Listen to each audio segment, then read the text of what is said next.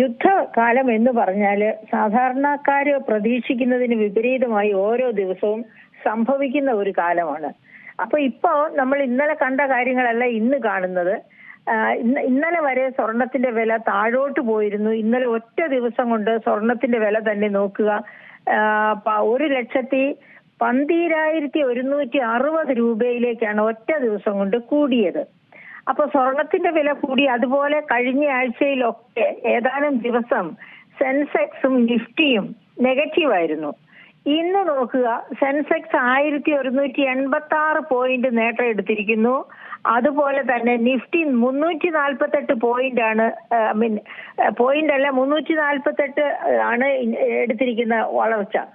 അപ്പൊ ഇങ്ങനെ രണ്ടും എന്ന് വെച്ചാൽ ഇപ്പൊ സമസ്ത മേഖലകളിലും യുദ്ധം ഉടനെ തീരുമെന്നുള്ള ഒരു പ്രതീതി വന്നിരിക്കുകയാണ്.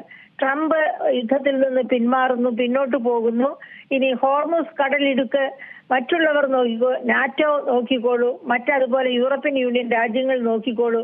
അതുവഴി ഓയിൽ ഇറക്കുമതി കയറ്റുമതി ഒക്കെ ചെയ്യുന്ന രാജ്യങ്ങളുടെ കാര്യമായിക്കൊള്ളട്ടെ, ഞാൻ ഇടപെടുന്നില്ല, അമേരിക്ക ഇടപെടുന്നില്ല എന്ന പ്രഖ്യാപനവുമായിട്ടാണ് ട്രംപ് പിന്നോട്ട് പോയിരിക്കുന്നത്. പക്ഷെ ആ പിന്നോട്ട് പോകല് ഒരു യഥാർത്ഥ പിന്നോട്ട് പോകലാണ് എന്ന് നമുക്ക് തീർത്ത് പറയാൻ പറ്റില്ല. കാരണം ട്രംപിന് ഇതുപോലെ നമ്മൾ പറയുമല്ലോ, ഓന്തിന്റെ നിറം മാറ്റം പോലെ നിറം മാറുന്ന അല്ലെങ്കിൽ ചിന്തകൾ മാറുന്ന വ്യക്തിയാണ് ട്രംപ്. ട്രംപിന്റെ മനസ്സിൽ ചില കാൽക്കുലേഷൻസ് ഒക്കെ ഉണ്ട്.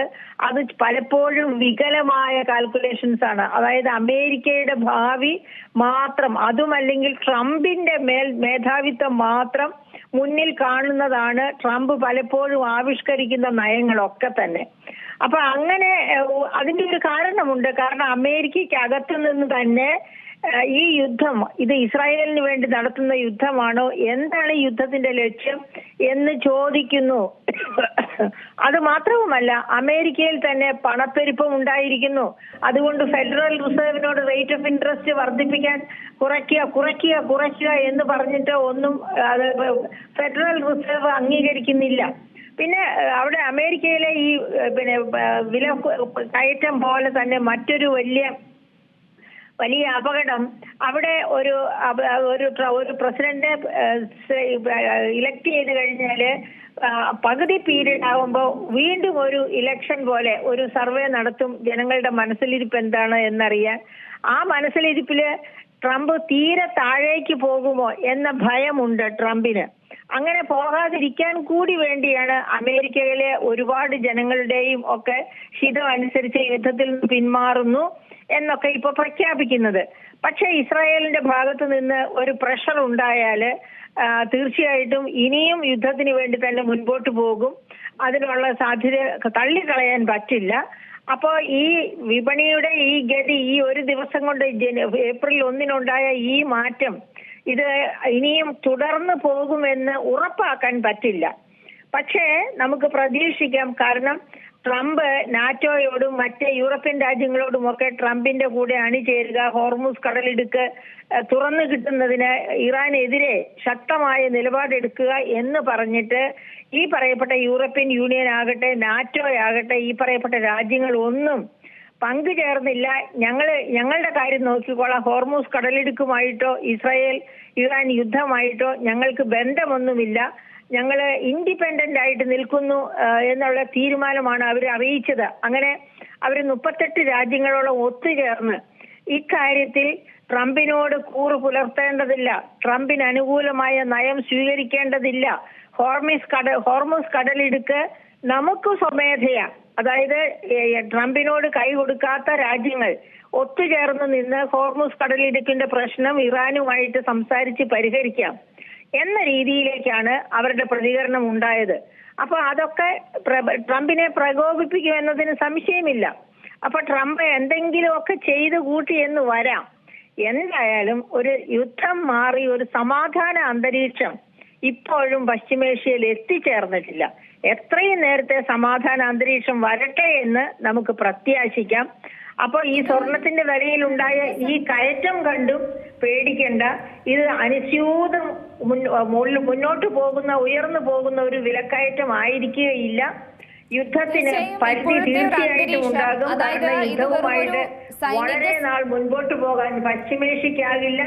അങ്ങനെ വന്നാൽ പശ്ചിമേഷ്യയിലെ മറ്റു രാഷ്ട്രങ്ങൾ, അറബ് രാഷ്ട്രങ്ങൾ, അവരുടെ ഒരു സഹോദര രാഷ്ട്രമായ ഇറാനുമായിട്ടാണ് യുദ്ധം നടന്നുകൊണ്ടിരിക്കുന്നത്. അപ്പൊ എന്തൊക്കെ പറഞ്ഞാലും ഈ സഹോദര രാഷ്ട്രങ്ങൾ ഇറാനെ അങ്ങനെ അങ്ങ് ബലിയാടാക്കാൻ ഇടുമെന്ന് നമ്മൾ പ്രതീക്ഷിക്കരുത്. ഇസ്ലാമിക രാഷ്ട്രങ്ങൾ ഒറ്റപ്പെട്ട് പോകുന്നത് അനുവദിക്കുന്നതല്ല മറ്റ് ഇസ്ലാമിക രാഷ്ട്രങ്ങൾ. അപ്പൊ അതൊക്കെ കണക്കിൽ അത് തന്നെയാണ് ഇനി അറിയേണ്ടത്. കാരണം ഇതൊരു വെറും എന്ന് വേണം പ്രതീക്ഷിക്കാൻ. അങ്ങനെ പ്രതീക്ഷിച്ച് അവസാനം ഉണ്ടായാൽ സ്വർണത്തിന്റെ വില വീണ്ടും താഴേക്ക് വരും. അതുകൊണ്ട് നമുക്ക് പ്രത്യാശയോടെ കാത്തിരിക്കാം. തീർച്ചയായും ഇത് വെറും ഒരു സൈനിക സംഘർഷമായിട്ട് നമുക്ക് കാണാൻ പറ്റും. ഒരു നയതന്ത്ര വിശ്വാസത്തിന്റെ തകർച്ചയെന്ന് തന്നെയല്ലേ നമുക്ക് മനസ്സിലാക്കേണ്ടത്. കാരണം ഈ വെടിനിർത്തൽ പോലുള്ള താൽക്കാലിക പരിഹാരങ്ങൾ ഇറാൻ അംഗീകരിക്കില്ല, അത് ഉറപ്പാണ്. അതിന്റെ ആ ഒരു നിലപാട് സാഹചര്യം ഈ ഇപ്പോഴത്തെ അന്തരീക്ഷത്തെ കൂടുതൽ സങ്കീർണമാക്കുന്ന ഒരു ഘടകം തന്നെയാണ്. പ്രത്യേകിച്ച് അമേരിക്കൻ പ്രസിഡന്റിന്റെ നിലപാട് ഇതിൽ നിന്നും തീർത്തും വ്യത്യസ്തമായി കൊണ്ടിരിക്കുകയാണ്. അതായത് ഇറാനുമായി ഔദ്യോഗിക കരാർ ഒന്നും ആവശ്യമില്ലെന്നാണ് ട്രംപ് ഓരോ പ്രസ്താവനയിലൂടെയും അറിയിക്കുന്നത്. അങ്ങനെയെങ്കിൽ തുടർന്നുള്ള നീക്കം അത് എങ്ങനെയായിരിക്കാം നമ്മൾ പ്രതീക്ഷിക്കേണ്ടത്? അതെ, അത് തന്നെ. അതായത് യഥാർത്ഥ രാഷ്ട്രതന്ത്രജ്ഞതയുടെ വിജയം കൊണ്ട് മാത്രമേ യുദ്ധത്തെ അവസാനിപ്പിക്കാൻ പറ്റൂ. ട്രംപ് നമുക്കറിയാം വളരെ കുറച്ചേ ആയിട്ടുള്ളൂ ഇവരുമായിട്ടൊരു കരാറൊക്കെ ഉണ്ടാക്കി. ഇനി ആണവ യുറേനിയം സമ്പുഷ്ടീകരണം നടത്തില്ല, 2015 അത് എന്നൊക്കെ പറഞ്ഞ് വിട്ടതാണ്. അത് കഴിഞ്ഞിട്ട് വീണ്ടും സമ്പുഷ്ടീകരണവുമായിട്ട് ഇറാൻ മുമ്പോട്ട് പോയി. കാരണം ഇറാന് മനസ്സിലായി ഇസ്രായേലും അമേരിക്കയും അവർക്കെതിരെയും പ്രവർത്തിക്കുന്നുണ്ട് എന്ന്.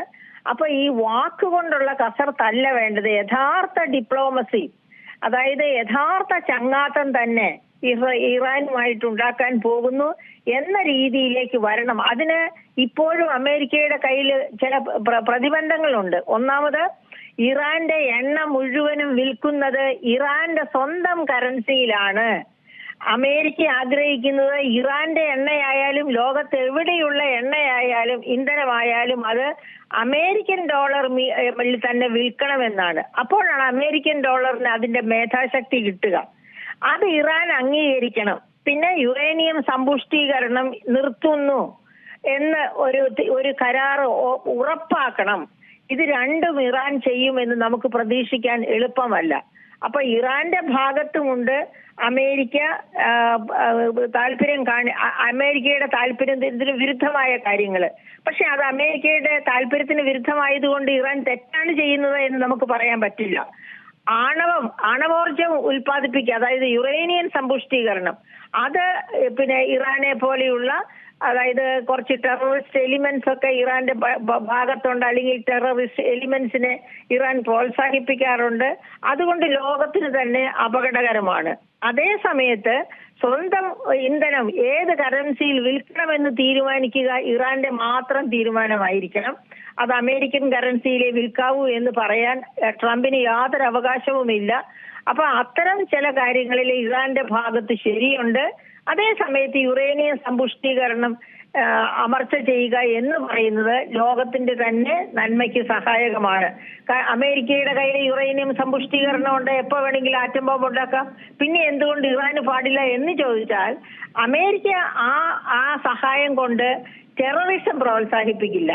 പക്ഷെ ഇറാന്റെ ഭാഗത്തുള്ള ഈ യുറേനിയം സമ്പുഷ്ടീകരണം ഒരു പക്ഷെ ടെററിസ്റ്റുകൾക്ക് വഴിയൊരുക്കുന്ന സഹായകമാകുന്ന അന്തരീക്ഷം. അതായത് അത് തന്നെയാണ് നമുക്ക് ഈ നിമിഷത്തിൽ ഏറ്റവും കൂടുതൽ ഉയരുന്ന ഒരു ആശങ്ക. കാരണം ഈ ഒരു സംഘർഷത്തിന്റെ ഏറ്റവും വലിയ ആശങ്ക എന്ന് പറയുന്നത് ഈ പ്രാദേശിക യുദ്ധത്തിൽ നിന്ന് ഇപ്പോൾ മാം സൂചിപ്പിച്ച പോലെ തന്നെ ഒരു ടെററിസം അത്തരം ഒരു രീതിയിലേക്കൊക്കെ മാറുകയാണെങ്കിൽ ആഗോള സംഘർഷമായി മാറാനുള്ളൊരു സാധ്യത കൂടി ഇതിനില്ലേ. കാരണം ഇപ്പോൾ ഇതിലൊരു കൃത്യമായ നടപടി വന്നില്ലെങ്കിൽ യൂറോപ്യൻ രാജ്യങ്ങൾ നേരിട്ട് ഇടപെടും. അങ്ങനെ വന്നാൽ അത് നാറ്റോ സഖ്യത്തെ ഉൾപ്പെടെ വലിയ ഒരു സൈനിക ബ്ലോക്കുകളെ യുദ്ധത്തിലേക്ക് തന്നെ മാറില്ലേ?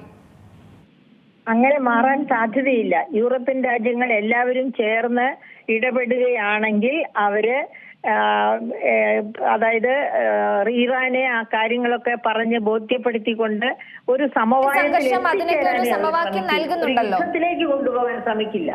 പക്ഷെ മിഡിൽ ഈസ്റ്റിലെ സംഘർഷം അത്തരത്തിലൊക്കെ ഒരു രീതിയിലേക്ക് തന്നെയല്ലേ പോകുന്നത്? അത് സാമ്പത്തികമായും ഊർജ്ജ വിതരണത്തെയൊക്കെ വലിയ തരത്തിൽ ബാധിക്കുന്നില്ലേ? തീർച്ചയായിട്ടും അത് മിഡിൽ ഈസ്റ്റിലെ സംഘർഷം എല്ലാ രാജ്യങ്ങളെയും സാമ്പത്തികമായിട്ട് വലിയ തോതിൽ അഫക്റ്റ് ചെയ്യുന്നുണ്ട്. ഇപ്പൊ നമുക്കറിയാം ഇന്ത്യയുടെ തന്നെ എന്താണ് റെമിറ്റൻസസ് ഒരുപാട് കുറഞ്ഞിട്ടുണ്ട് ഈ യുദ്ധം തുടങ്ങിയതിന് ശേഷം. അതുപോലെ തന്നെയാണ് പിന്നെ നമ്മുടെ റെമിറ്റൻസ് കുറഞ്ഞു എന്നതുപോലെ തന്നെയാണ് നമുക്ക് തൊഴിലാളികൾക്ക് അങ്ങോട്ട് പോകാൻ പറ്റുന്നത്. അങ്ങനെ എല്ലാ തരത്തിലും ഇന്ത്യയെ അത് ബാധിക്കുന്നുണ്ട്. അതുപോലെ തന്നെയാണ് വെസ്റ്റ് ഏഷ്യയിലെ മറ്റു രാജ്യങ്ങളെയും. അപ്പൊ ഒരു ഒരു ആഗോള യുദ്ധ സമാനമായ അന്തരീക്ഷം എന്ന് പറയുന്നത് പോലെ ആണ് ഏഷ്യൻ രാജ്യങ്ങളെ സംബന്ധിച്ചിടത്തോളം ഈ യുദ്ധം തന്നെ വരുത്തി വെച്ചിരിക്കുന്നത്. അപ്പൊ ഇതിൽ നിന്ന് കരകയറുക, മുക്തി നേടുക എന്നുള്ളത് ഈ ഏഷ്യൻ രാജ്യങ്ങളുടെ വളരെ അനിവാര്യമായ ഒരു ആവശ്യം തന്നെയാണ്. ഏറ്റവും പുതിയ വാർത്തകളും വിശേഷങ്ങളും വിരൽ തുമ്പിലറിയാൻ സീ മലയാളം ന്യൂസ് എല്ലാ ഡിജിറ്റൽ പ്ലാറ്റ്ഫോമുകളിലും ലഭ്യം.